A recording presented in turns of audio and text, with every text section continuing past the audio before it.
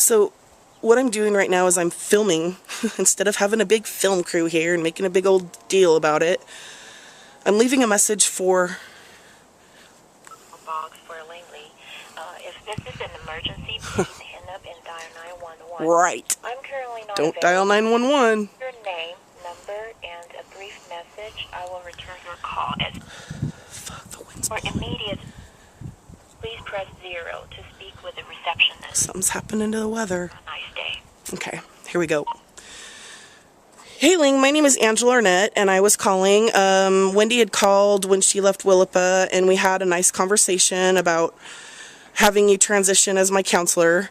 I don't know how much of my medical records you've ever been able to look at, if you've looked at them at all. But if you haven't, don't bother. Most of the shit in the medical records is all jive that we need to straighten out, which is what Wendy and I were about to embark on. So, I was hoping that I could schedule an appointment to come in and meet with you to try to kind of lay a foundation for how you can help me in the future. And also know this, because you just need to know, I'm all about helping Willapa too. So I have gone through, 7 counselors. Jamie's gone, Arlene's gone, all the people that have left Willapa, all of them I was close with and had great relationships with. So it's kind of frustrating to have to start all over anew all the time. But people say. My phone number is 360-232-4386. If you could get back to me, I'd appreciate it, and I look forward to meeting you. Alright, thanks, bye. To make private, press 1. Private. Priority, private. To remove... Priority. Press priority. To remove... See, I used to get in trouble because I would make these phone calls, right? What are you doing? Okay, well, you don't need to kick the door. Do you know when they locked Mommy in a drunk tank and I kicked the door, what happened? Wasn't very pretty, son. Okay. Since I can make clips longer than 15 minutes on YouTube now, this documentary is going to get underway. Come here. Come hither, my son. Here you go. Alright, Mommy will be right back, okay? And 2 shakes of a lamb. See, this is why I like the OWN network or the Learning Channel or somebody. They need to do a reality show or a series about single women who deal with their own mental conditions, because so many people that are bipolar are like, oh, I'm so ill, I'm cursed with it, it's horrible, and yeah, there's a lot of suffering, but the majority of the time, God uses that pain and all that anguish to do something, what does the Bible talk about? He uses it for His, glory and greatness. So here's the skivvy, friends. Friends of 7. Where do I begin? Okay. When I graduated from college, my IQ was 119. I was always really secretive and private about my records. Anything that had to do with my vision, anything that had to do with anything about me. Because there were some supernatural elements to my existence that I didn't want anyone to know. Hence the entire freaking stream of superheroes that have come along in the last century and been written about, whatever.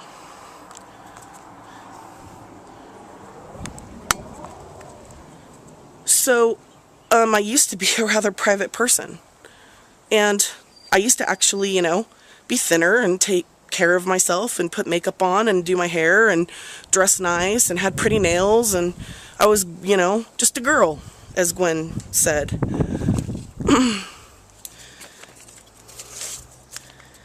And then, for whatever reason, God befriended me, and He asked me a question, 5 words. Do you want to know?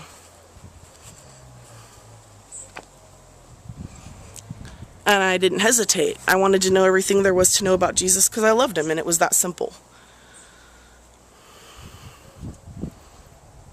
And if I would have known then how hard it was going to be to go through what I've been through.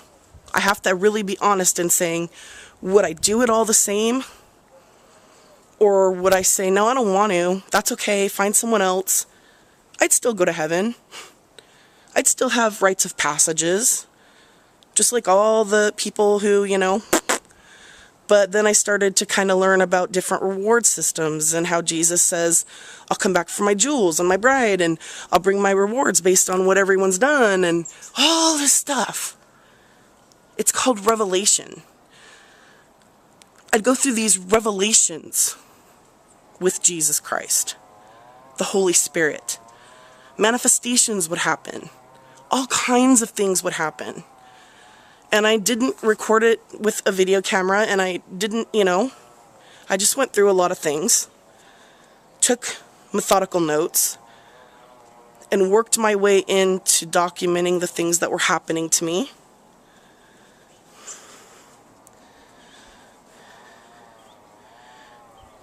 And I'm just going to come out and say it. Jesus Christ himself told me this. You know what, Angela? I may have hung on that cross. They may have, bled me out, 5.5 liters of my blood. But they didn't rape me, and they didn't do all those things that they've done to you. And you know what, Angela? You've been going through what I went through on that cross for 10 years.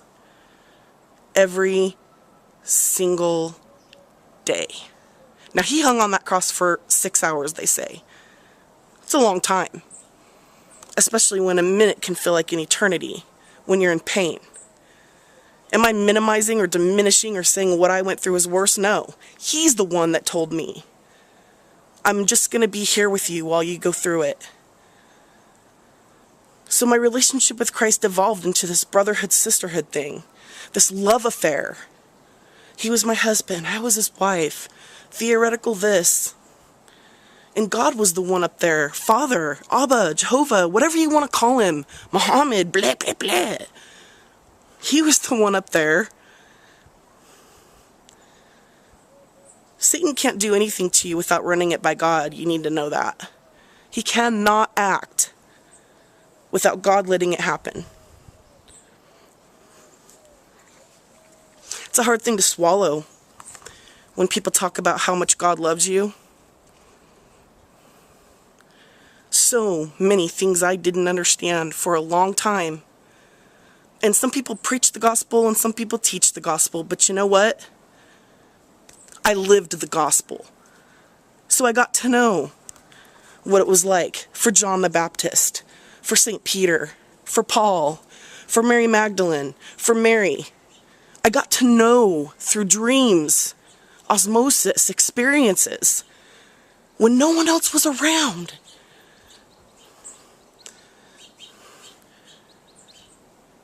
And then I would get drug away from my home, from my life, thrown into a prison worse than any jail. And then they'd let me go. They'd drug me up and put me on probation. And every single time, it wore my body down more and more and more. What does the Bible say? Don't worry about those who can kill your flesh.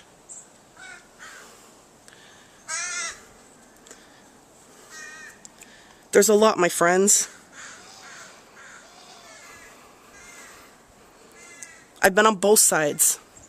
I've had lots of money and I've been impoverished. And I don't seek fame and fortune, anything. I don't want the American dream. Nobody even can really define what the American dream is anymore anyway. And that's not to say that I hate the country I live in. I just can't stand most of the people. And I got a neighbor here named Michael that is so cool. He's let me do my thing, man. When I was breaking frickin' China and just having my own way in my own land, on my own territory, they trespassed and they came for me. They came for Jesus once.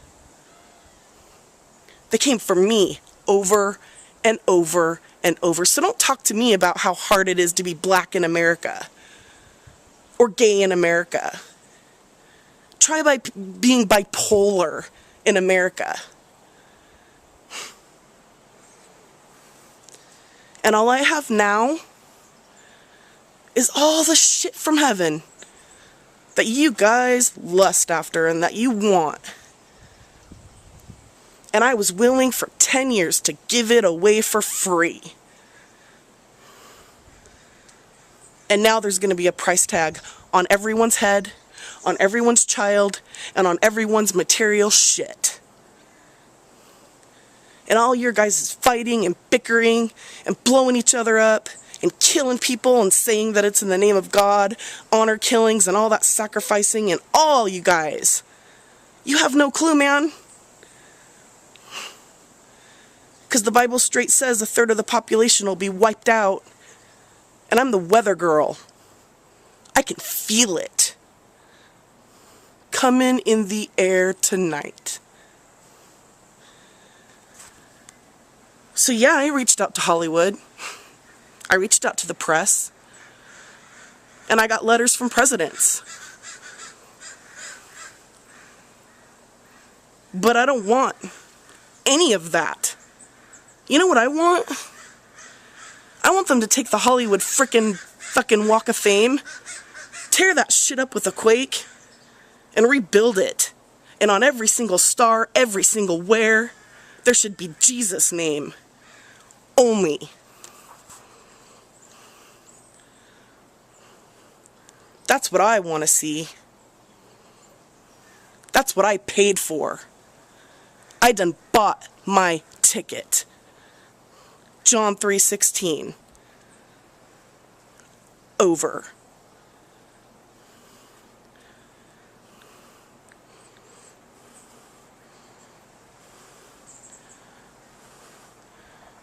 And all I said was, what do you want from me? Just like Jesus. Got passed around. He's committed no crime, let him go. And there were two men that crowd of people could have chosen, and they chose to put JC up on the cross. Was it his destiny? Didn't have to be, but it was. And God responded with his plans, and Jesus knew what he had to do.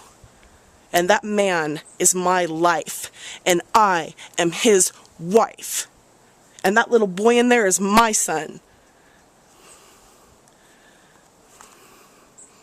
And he is not fatherless.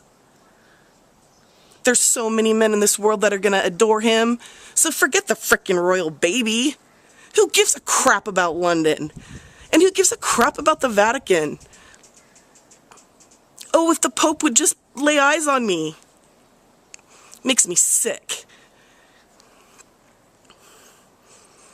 And I vomit every day right there. Over the ledge, over the rail. Because you people are making me sick. Just like E.T. and Elliot. They're killing him. And I'm dying too. There's probably never been a better movie that's ever been made about the love, the unconditional love that God has. And there's a second movie, E.T. Returns. And Spielberg's sitting on it. And I know he is because I wrote to DreamWorks and they wrote back. And I've got the letters.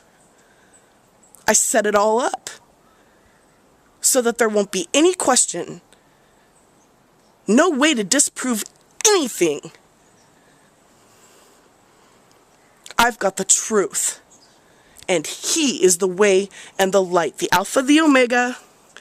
And the Bible says that Archangel Michael will come in that time when everyone is struggling. And he will deliver the people.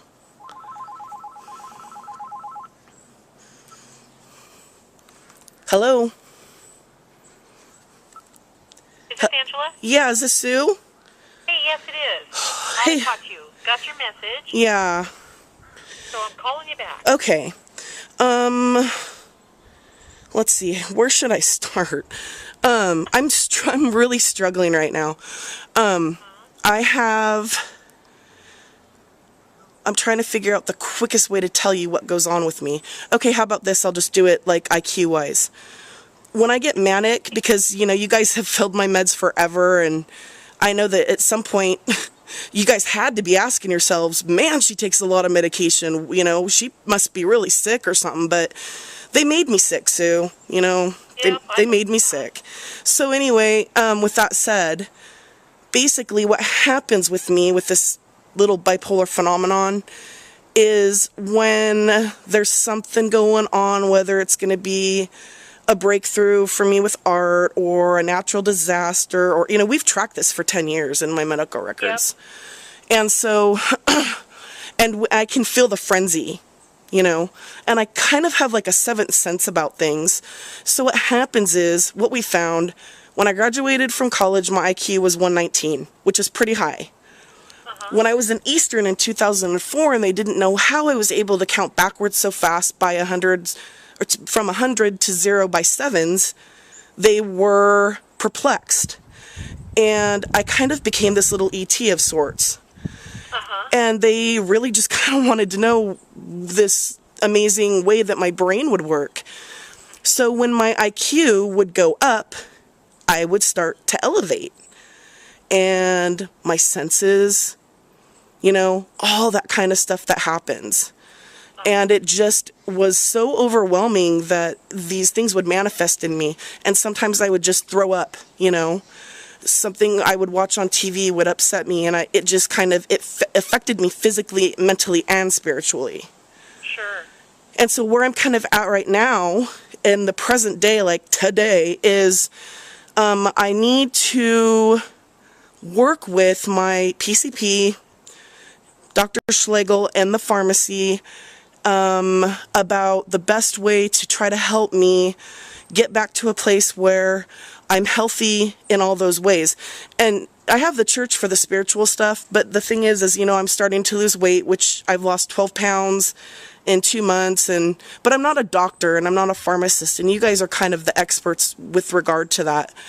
And it really kind of, Sue, started out with, we'll just give her this, and I was kind of a guinea pig, and they had to gauge an experiment, and right. I mean, it was awful. I just got annihilated over time, and the Depakote and the Zyprexa made me gain weight, and the Lithium, gave me the shakes, and well, let's do this, and Jamie, we were switching things all the time, and there was no real way to figure out what was doing what with what.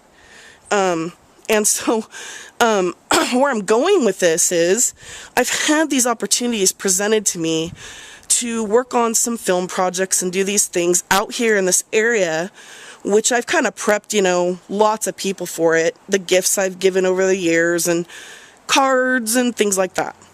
So we decided that instead of me trying to do this Hollywood thing, which I don't want to go down there at all, that we would just kind of work off of the peninsula. And so some of the people in the churches started to kind of talk to so-and-so, and it kind of spread that, there's going to be something neat going on. But here's the problem. I've documented how much sleep I've gotten in the last 3 weeks. And it's not a lot. And I'm having to do this sleep study thing right now, so Dr. Peterson can't put me on Lyrica for the fibromyalgia, like the nerve damage stuff. So I've been in so much pain that was what started to kind of trigger, it was hurting me so bad that I would just wake up almost screaming from these shocks through my body. And he's like, Angela, you gotta just hang on. So I went to the first sleep study, and then I only slept in REM 4 for 2 hours, but they noticed that there was a problem. So I have to go back, and it's coming. I have an appointment with Dr. Schlegel on the 8th, and then I do the sleep study on the 12th. So hopefully we'll get everything in check.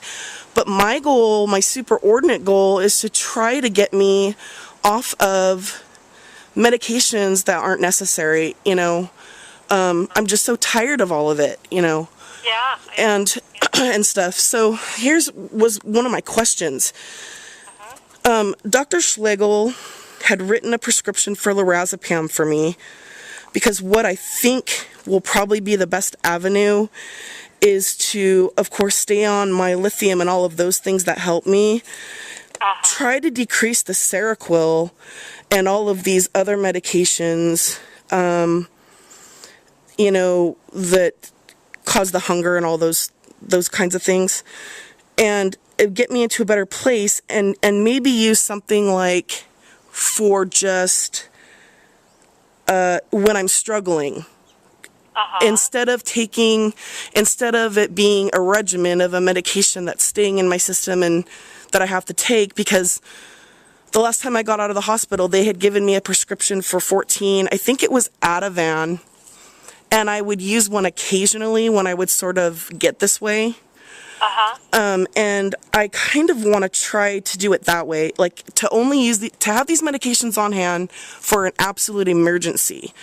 Because I don't abuse and I don't have addiction tendencies, and I've never, Sure. So I'm kind of one of those people where some people couldn't get their hands on the meds, and I didn't want to take the meds. It was kind of ironic, but so he wrote a prescription. It was on March 22nd of last year, and I don't know if it has like a expiration on these. That would be expired. Was that for lorazepam? Yeah, he had prescribed 90 lorazepam, and it says dispense on or after April 12th, 2012. And I carried it around with me because I wasn't in a situation where I felt I needed it at all. Okay, well, before you go too much further on that one, we can't fill that one, but the good news is I have a current prescription for lorazepam for you. Oh, you do? Okay. Yep, and in fact, oh my God, I have thank set God. up to include in your packets. What it is the lorazepam 1 milligram tablets, half a tablet 3 times a day. So I was going to put it up in your bubble packs just for to have on hand routinely, and you could just take it as needed. Or if you'd prefer, I could pack it separately so that you can just use it as needed. Can we do it that way? Yep. Okay. So I'll put separate lorazepam. Yeah, because it's one of these just things where, and I'm sure you've seen it, see, that was part of the problem, is people thought they mistook and didn't understand. They're like, she's on meth. She's on drugs, because my hair would get oily and I was fidgety and, I acted like I was tweaking, but I was just going through this thing where it wasn't even a matter of my brain racing. It was just these, mega things that would come in that I would kind of be like, I need a pen and paper, because I have to write it down and get it out of me. Yeah. I kind of had to... It's good that you have, by the way, it's good that you have that outlet. Some people don't have an outlet, and then they kind of self-implode. But well, that's the thing is, have that creative license, to be able to get it out of you in some way. Well, that's the great thing, Sue, is that I want to teach others who bipolarity is not an illness or a disease or a sickness.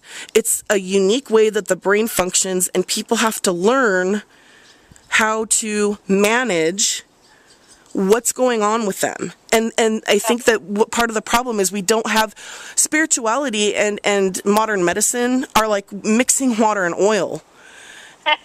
It really is in a lot of ways, and we're so I'm like, okay, so I get diagnosed with this bipolar, and I was all embarrassed and humiliated and very shameful and secretive about it, and I struggled and imprisoned my own self and secluded myself, and then when I would kind of come out of my shell to try to do something cool, it would be misread, and so many hospitalizations, but all of it's kind of coming together now to just be music. I was just going to say, and here's how I try to kind of explain that phenomenon to people. And I think you're right. It's better now than it used to be, as people understanding and accepting bipolarity and other mental health diseases as, not that you're crazy or whacked out. Well, there's a difference between a psychotic and psycho. Yeah. A brain illness or disease, if you will. And the way I explain it to people, that people seem to, to respond to this, it's kind of like the brain is an organ, like the pancreas is an organ, like the heart is an organ, like the liver is an organ. And things can be, not everybody's the same. So when you have a disorder of the pancreas, it's usually something related to diabetes, and so people have to take insulin for it. Right. And wrong with your heart, you can take medications that help regulate it. Well, the same is true for the brain. The brain is just another organ, and there are medications that sometimes you need to be able to regulate it. and once people kind of get that, then it's no different. The problem is that our brains affect everything else that we do, and it's a little more complicated. But I think that's a step towards getting understanding, and and you're right. The spirituality part is, for a lot of people, that's a huge help that they're not some avenue that they're getting. Well, here's the other thing, because Susan Schofield has a program called Bipolar Nation Radio. She's phenomenal. I love her, and she wanted my story, and she took it and ran with it. Her daughter has schizophrenia. Oprah Winfrey covered it. She's a pretty influential woman. And she, we have this amazing bond, and we have the same philosophy that until we as a country, or however you want to, break it down, until we stop using the negative words and the rhetoric to describe it, and say, hey, it can be a gift. You just need to learn how to foster it. And because you can say that, it's just like any other thing and da-da-da. But you know what? The mind is something that's your credibility. That's everything. And people judge the mind differently than how they judge cancer or any other, illness. And it can be a really, really bad illness, but it can also be a gift. But it took me like 4 years before I would even talk about it at all. It's such a black eye, and it's almost like I'd rather be gay in this country. I mean, the way you're persecuted, for the bipolar, because it's always, what did he do when he went and shut up that school? Why? What was going on with his mind? Oh, he was diagnosed with bipolar, and that's how we need to do gun regulation. It's got to be all about mental health, and it's just like, you guys. I would have never hurt a fly, and my Second Amendment rights were taken away simply because I was detained against my will and put on an LRA and went through the Involuntary Treatment Act. So now I would have to go in front of a judge with a team of lawyers to try to get a gun, and I don't really want a gun. And people don't even know that. They don't even know that. They're whining about people coming into their homes to take their guns, and they don't even realize that if you get put on a psych hold, you're done anyway. So people that would never harm anybody are being deprived of that right. And then you got the vigilante, George Zimmerman's running around, and it's kind of like, oh man, I understand what's going on in America, but, and all I can do at this point is just make my little projects and be on my way, so. To get caught up in trying to fix it all, but I guess I have to step back and look at it like there are steps being made in the right direction as regards to treating, bipolarity and other illnesses and conditions, and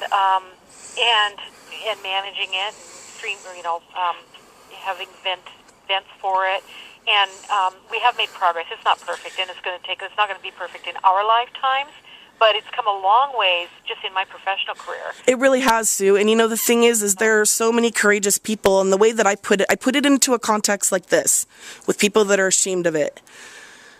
Some of the greatest minds and the most significant human contributions have been made by people with bipolarity. Jim Carrey, Abraham Lincoln, you go down the list of all these people that were and are bipolar. Catherine Zeta-Jones. It's going to take very creative, influential people to be vocal about their private life with that and their struggle with that. And I think that is going to be a key element into helping other people to say, jeepers, I guess it doesn't have to be that bad. So that's kind of my whole thing is, God said, do you want to be the poster child for this? And I said, well, I've lost it all, so I might as well. And, I get people Facebooking me all the time now and calling my ministry line, and all the good stuff's coming for me. It's just I've had to be really patient and, kind of quiet about it. So, yeah. But when I get a letter from President Bush and I get a thank you card from the Obamas and the Trinity Broadcast founders are sending me, I know a lot of very powerful people, but I wasn't going to run around and boast about it because it's like, I don't care about them. They bleed crimson red too, So there's a royal baby. Whoopee, my son's just as important as this George, whatever. Maybe they'll be friends or something, but excited about that. It's wonderful that there's that fairy tale. Fairy tale. Yes, it is. It is. But I'm kind of like, when they turn, if you can't turn Niagara Falls blue for Jesus, then you got something backwards there. Anyway, well, thanks so much. I know you're busy and you need to get back to work, but... no, I'm glad to talk to you. That's just fine, Angela. So I'm going ahead and I'm going to repack this, or I'm going to pack this so that the lorazepam is in a separate card, and that way it'll just be set up for you to use literally as needed. And then, but the other things, do you want me to tell you what I've got in there at this point? Honestly, no. It's all good. Okay. Yeah, it's all good. Alone. And then when you see Dr. Schlegel, yeah, we'll sort it out. You get that sorted out. Yeah, we'll get it sorted out. He's a wonderful man, so I'm so lucky that he, decided to do 1 day a week up here, because it's really, really hard, and I'm an expert on this because I was the patient, to find a psychiatrist that really, really, really tries to understand you and look out for your best interest and really wants you to be healthy. That's rare. A lot of these psychiatrists, it's, in and out, case overload, too many people, these people abuse drugs, blah, blah, blah. But with him, the minute I, sat down and we started talking, he just leveled with me, and he's like, you're not crazy and there's nothing wrong with you. And I read your medical records, and I don't give a crap if you think you're Jesus Christ. The Bible says that, it's me that no longer lives, but Christ who lives in me. So you're okay, Angela. And he's reassured me, to kind of not be fearful that people are going to come, and kind of pull me from the night and take me away, because that was horrible. But, and you often, people, we have detractors in whatever endeavors we have, and you just kind of have to keep the focus and learn the skills to be able to pull back and not be sucked into the naysayers and just kind of carry on.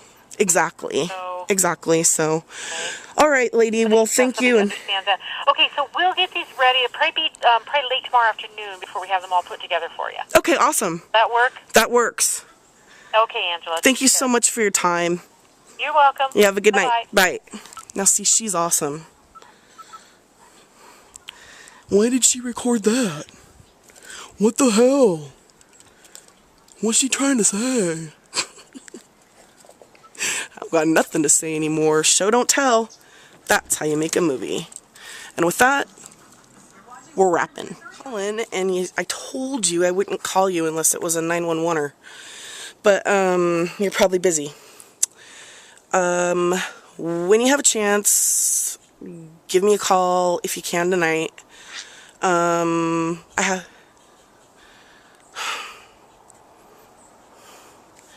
Stop doing that.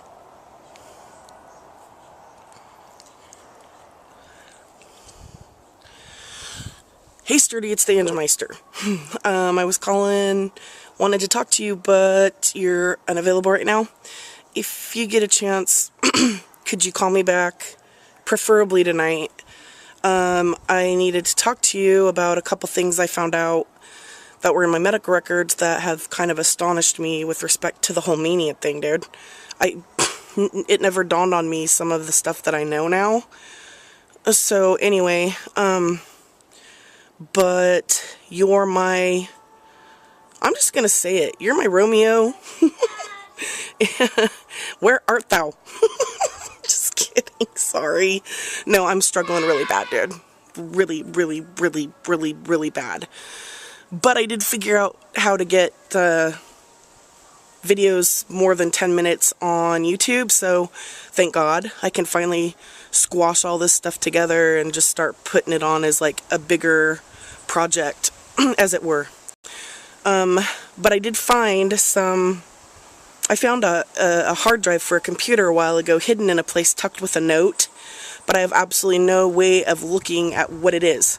So I'm also going to send that up with my computer, and a card that I need you to put in a mailbox from up in Seattle, because I don't want anybody to know where it's being postmarked out of. It's a JC thing.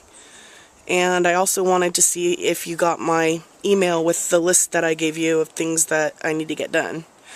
So call me back if you can. I know it's overwhelming and it's a lot, but if you want the loot, you gotta follow it. He did it again. Stop it! It's because I'm saying too much.